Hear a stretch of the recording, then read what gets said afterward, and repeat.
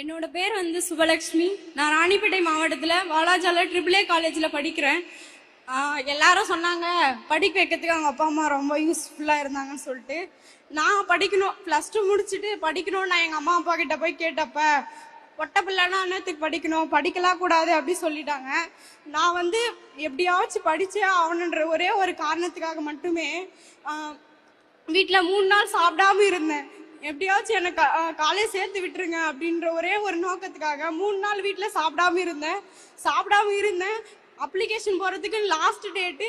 அப்பயுமே எனக்கு வந்து காசு இல்லை. அப்பயுமே நாற்று நட களப்பெருக்க அந்த மாதிரி வேலை செய்து தான் போய் அந்த காசில் வந்து அப்ளிகேஷன் போட்டேன். அதுக்கப்புறம் நாற்று நட களப்பெருக்க போகும்போதெல்லாம் நீலாம் வரக்கூடாது, உனக்குலாம் இடுப்பு நிற்காது, நீலாம் வேலை செய்ய முடியாதுமா, வராதேன்னு சொல்லுவாங்க.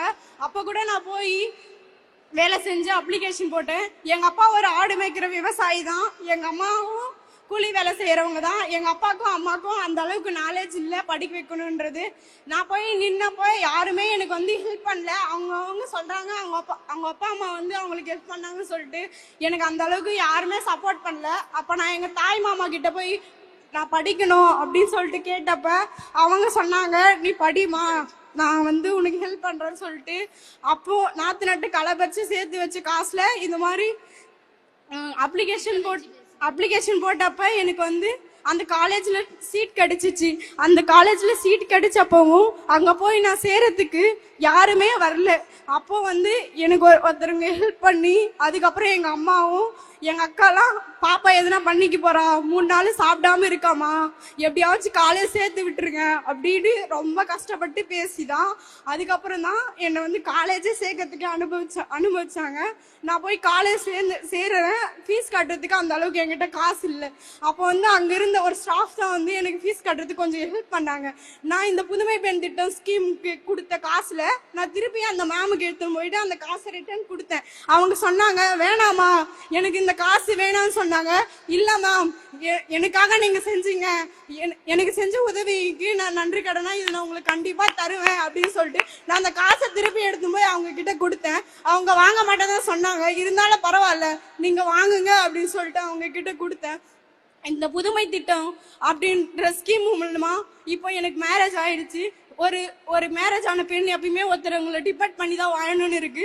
இந்த புதுமை பெண் ஸ்கீம் மூலமா அங்கே மாசம் வர 1000 ரூபாவை நான் சேர்த்து வச்சு என்னோட படிப்புக்கு தேவையான காலேஜ் ஃபீஸ், அதுக்கப்புறமாட்டிக்கு தேர்வு கட்டணம், அதுக்கப்புறம் எல்லாத்தையும் நான் வந்து இந்த ஸ்கீம் மூலமா வர காசை வச்சு நான் இது பண்ணியிருக்கேன். என்னோட படிப்புக்கு தேவையான நோட்டு புக்கு எல்லாத்தையுமே இந்த ஸ்கீம் மூலமா வர காசனால என்னாலேயே வாங்கிக்க முடியுது. நான் யாரையும் போய் இன்னைக்கு கையேந்தி எனக்கு காசு தாங்க, இது மாதிரி நோட்டு வாங்கணும், புக்கு வாங்கணும்னு கேட்க வேண்டிய அவசியம் இல்லை. Thank you sir. How beautiful. தேங்க்யூமா, தேங்க்யூ சார்.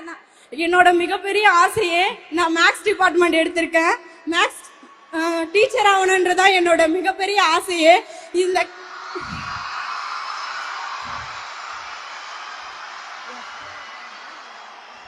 சார் இப்போ வந்து இந்த புதுமை பெண் திட்டம் ஸ்கீம் வந்து யூஜிக்கு மட்டும் தான் சார் கிடைக்குது.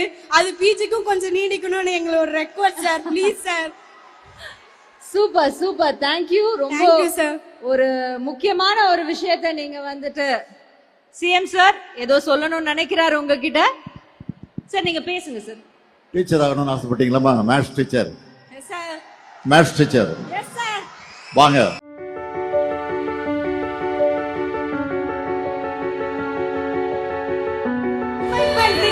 எத்தனையோ நல்லது நடந்திருக்கு. ஒழுங்கா படிச்சு முன்னேறின ஒரு பெண்ணுக்கு இதோ அந்த இடத்துலயே ஒரு நல்லது நம்மளுடைய சிஎம் செய்ய போறார்.